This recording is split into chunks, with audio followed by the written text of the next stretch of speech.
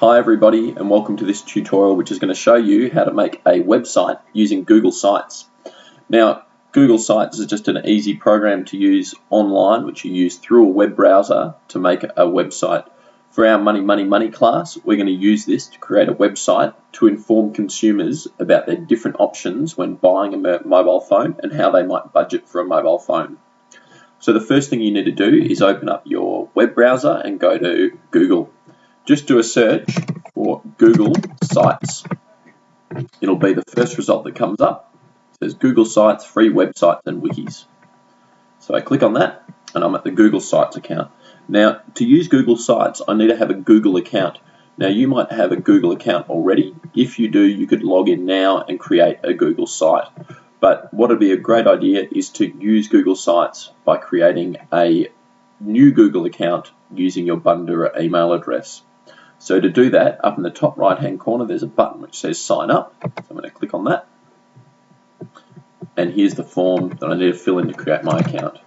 So your current email address, put in your username at bundoorasc.vic.edu.au. Put in a password and it will tell you whether your password is weak or strong on the just to the right of it. Now, don't forget to make a password strong. You need to use different characters and try and make it a little bit longer as well. Now, I've got a few Google accounts, so I'm not going to stay signed in, but I'd recommend you do. My location is Australia, and my birthday. Now, this one's a little bit tricky. You can see underneath it says MMDDYYYY, and that's the format. It means month, day, year. So my birthday is on the 29th of August, which is the 8th, so I need to put in 08 29 1982. Now that's an American format of a date because Google's an American company. Finally, down the bottom here, I need to verify the word. This is to prove that I'm not a computer making lots of websites automatically. Click on I agree to the Google Terms of Service and click on Create My Account. Okay, so welcome to Google Accounts. Your account username is done. In order to verify the email address is correct, they've sent an email to my email address. So to verify that, I need to verify my email.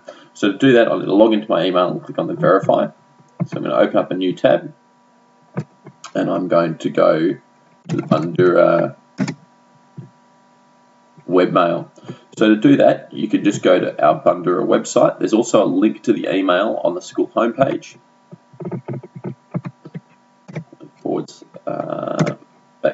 /email. So I just typed in email after a slash. And now I can log in. Now you'll just be able to put in your normal login. And we can see here I've got a Google account verification, so I click on that. My account is now activated, and then I click here to continue, and I'm in Google Sites. So I've created my account, and I'm here ready to start creating my account. So I simply, just on the left hand side here, there's a big red button which says create. So I'm going to click on that. And now I choose the options for my website. Now you can use there's some templates here. For most of yours that you create, you really just want to use a blank template so you can fill in all your own information. Now I'm going to call my website Choosing the Right Mobile Phone, and then I'm going to put my name after it. Now under the next thing, site location, I need to, put in the address of the website. This is the thing that will appear up in the address bar. Now it automatically puts in Choosing the Right Mobile Phone, Mr. Williams. So I'll give that a go. I'll leave that one, and under select a theme, I'm going to choose a sort of theme or a look that I'm going to use for my website that I think would be appropriate for a mobile phone website. So there's quite a few to choose from. I might go for a bit of funky retro paint. You don't need to worry about these more options. And finally, I'm going to type in the code again.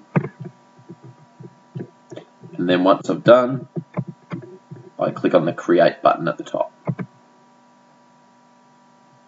And I've gotten an error at the top here. It says, sorry, your site name must be between 6 and 30 characters long.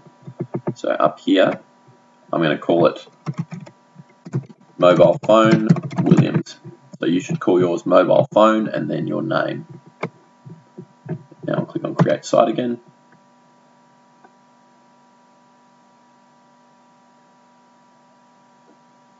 I'm going to give it a moment.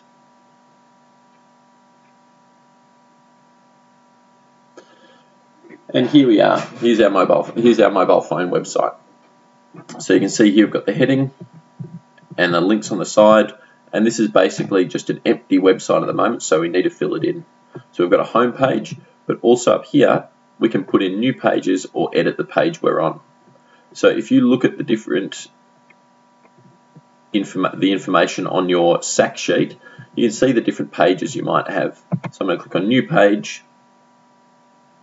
I'm going to call this one, I'm going to make my budgeting for a phone page. You'll see it'll automatically put in the link for me. I'm going to make a web page. I'm going to put the page at the top level. That means it's not going to be under home. So for example, if I had a number of different pages about budgeting for a phone, I could make one called budgeting, and then I could put it under each of my budget ones. Then I click Create.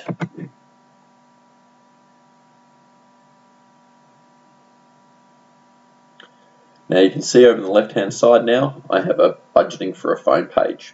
Now it's automatically put me into an editing mode, so I can start adding stuff to this page.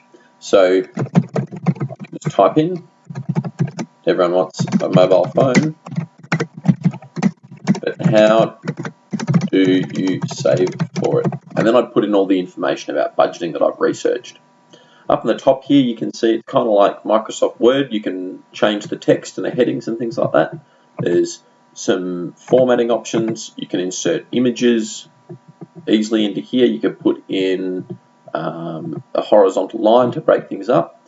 You can put in a table if you'd like, if you want to put some information in a table. And if you want to put some columns or something on your web page, you can easily change the layout as well. Once I'm done, I'll click Save. And there it is. I've got my new page for my website.